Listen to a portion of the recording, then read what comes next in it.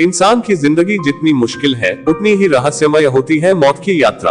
आखिर इंसान के मरने के बाद उसका क्या होता है? मृत्यु होते वक्त शरीर को क्या महसूस होता है और हमारा दिमाग क्या सोच रहा होता है?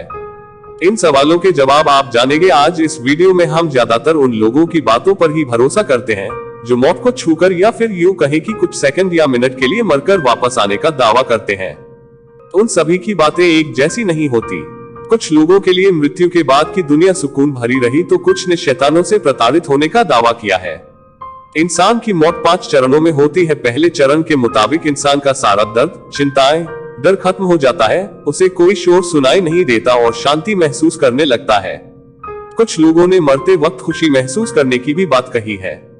दूसरे चरण में कुछ लोगों को हवा में उड़ने जैसी अनुभूति होती है और कुछ लोगों को लगता है कि शरीर हल्का हो चुका है।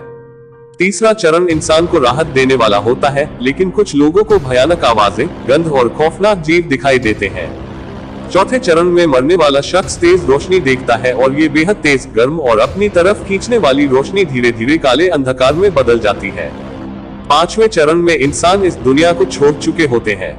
10% लोग जो मृत्यु के बाद वापस आए उनका कहना है कि उन्होंने खूबसूरत दुनिया देखी, वहाँ सुंदर रंग और सुंदर संगीत था। मृत्यु के बाद मृतक की आत्मा यमलोक पहुँचती है, लेकिन इस यात्रा में जीवात्मा को 47 दिन का समय लगता है और इन दिनों में आत्मा के साथ क्या होता है इसके बारे में गरुड़ पुराण में बताया गया है। मृत्यु जीवन का अटल सत्य है, यानी जिसका जन्म हुआ है उसकी मृत्यु निश्चित है। पृथ्वी पर आए हर एक जीव को इस लोक को छोड़कर जाना पड़ता है। भगवान कृष्ण ने भी गीता उपदेश में आत्मा को लेकर कहा है कि शरीर नश्वर होता है और आत्मा अमर होती है, यानी मृत्यु के बाद शरीर भले ही नष्ट हो जाता है लेकिन आत्मा जीवित रहती है। अब प्रश्न यह है कि यदि आत्मा जीवित रहती है तो मृत्यु के बाद आत्मा का क्या होता है?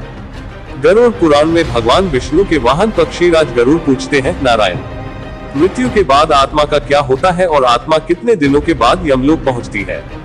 गरुड़ के सवाल का जवाब देते हुए भगवान विष्णु कहते हैं, मृत्यु के बाद जीवात्मा को यमलोक तक की यात्रा करने में पूरे 47 दिन लग जाते हैं।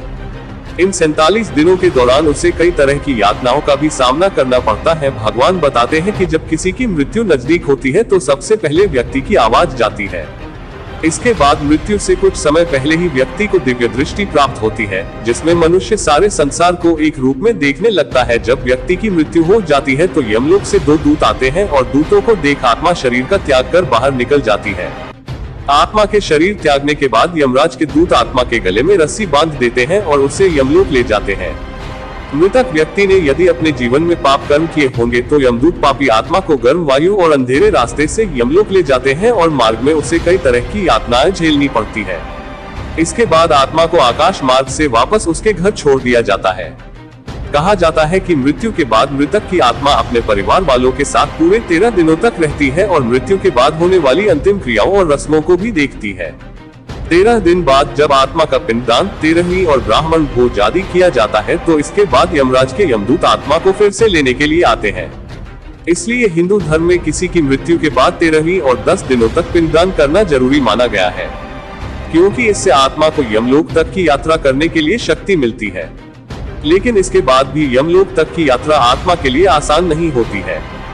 जब 13 दिनों के बाद यमदूत आत्मा को यमलोक ले जाने के लिए आते हैं तो आत्मा को सबसे पहले वैतरणी नदी पार करनी पड़ती है। इस नदी को गंगा नदी का ही रौद्र रूप माना जाता है। यह नदी लाल रंग की होती है क्योंकि इसमें आग की लपटें निकलती रहती है।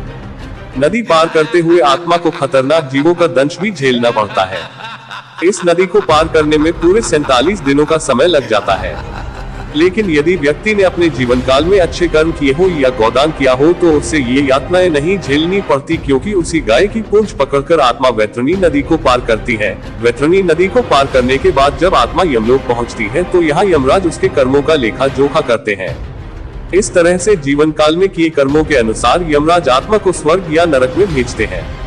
इसलिए व्यक्ति को अपने जीवन में हमेशा अच्छे कर्म करने चाहिए। यदि कर्म अच्छे होते हैं तो वह सांसारिक बंधनों से मुक्त होकर मोक्ष प्राप्त करता है। पापी मनुष्य को नरक में भेजा जाता है। नरक में यातनाएं झेलने के बाद आत्मा का पुनर्जन्म मिलता है।